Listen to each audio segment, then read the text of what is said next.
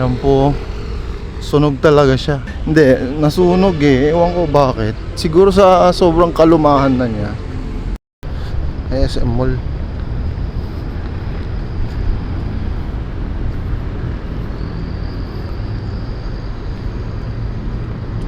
Diba?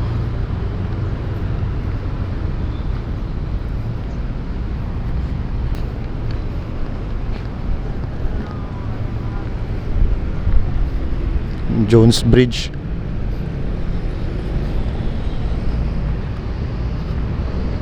Init lang kasi panahon.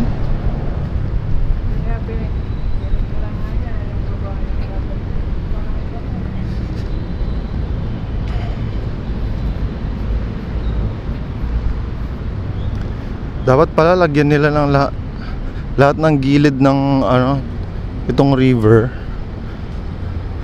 Lagyan nila ng ganito kabilaan.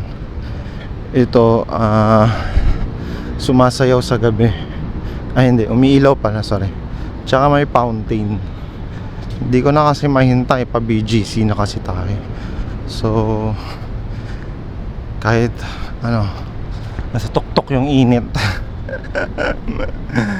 Tapusin natin to. Ay, nagpahinga lang ako ng konti kanina. Mainit pero maganda yung paligid. Okay lang. Nagdarasal ko nga kanina eh. Medyo umambon para mas malamig-lamig ng konti. So dito na nag-end up yung Esplanade. Hindi pala siya kompleto.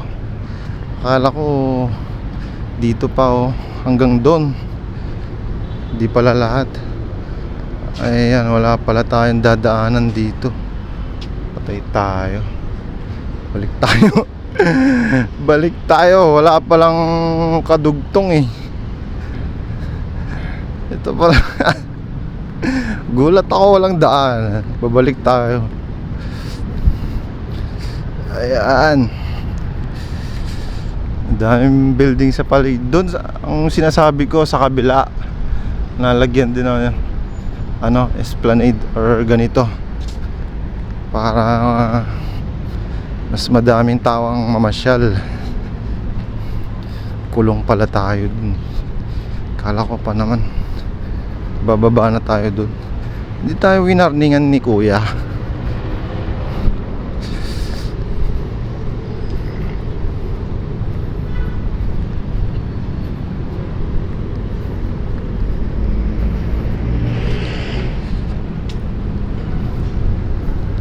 Ayan. Ito na yung totoong video ko. Hindi na ako nag-i-edit ng ibang video ng ibang tao.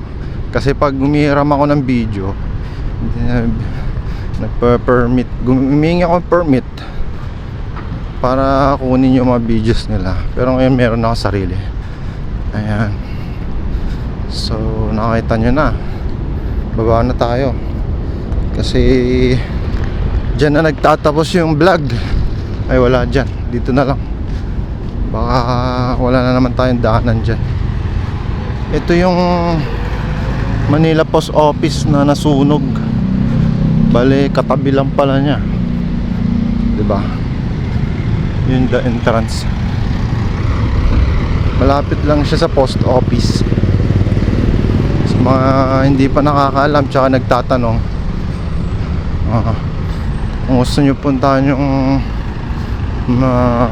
Pasig Esplanade, Pasig River Esplanade, ayan, sabihin nyo lang Manila Post Office. Balilikod lang po niya. Daming building iba-iba.